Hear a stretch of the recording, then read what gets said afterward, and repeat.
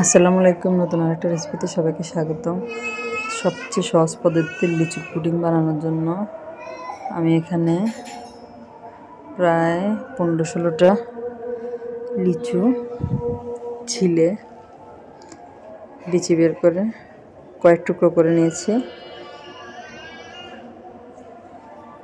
তারপরে একটা ব্লেন্ডারের জারে সবগুলা লিচু টুকরা দিয়ে দিয়েছি, সাথে 1.5 কাপ পানি দিয়েছি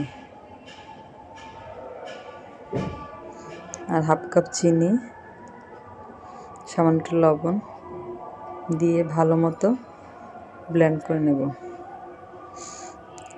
আমি প্রায় 3-4 মিনিটের মতো ব্লেন্ড করে নিয়েছি। ব্লেন্ড করা হয়ে গেলে এখানে আমি দিয়ে দিব 2 টুকরা লেবুর রস। এই লেবুর রসটা দেওয়ার কারণে পুডিংটা খেতে অনেক ভালো লাগে।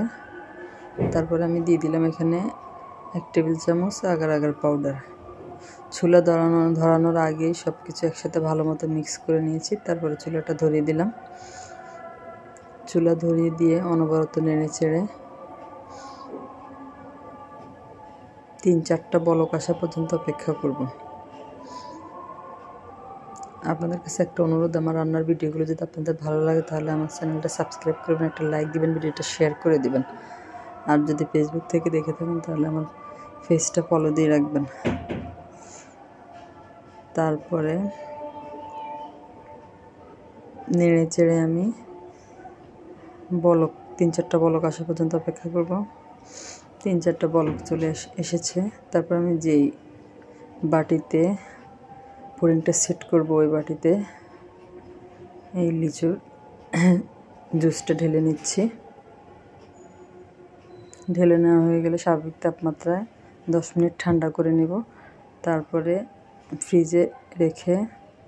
ফ্রিজে রাখবো প্রায় 3 ঘন্টার জন্য। 3 ঘন্টা পর আপনাদেরকে আমি কেটে দেখাচ্ছি। এটা সুন্দর সেট হয়ে গিয়েছে।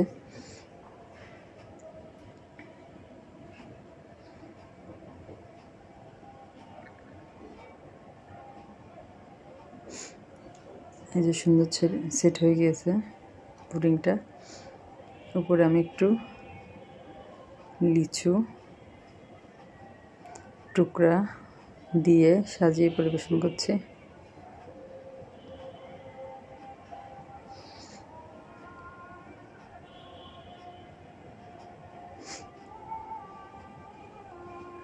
আপনারা বাসায় ট্রাই করে দেখবেন। আজ এ পর্যন্তই। আল্লাহ হাফেজ।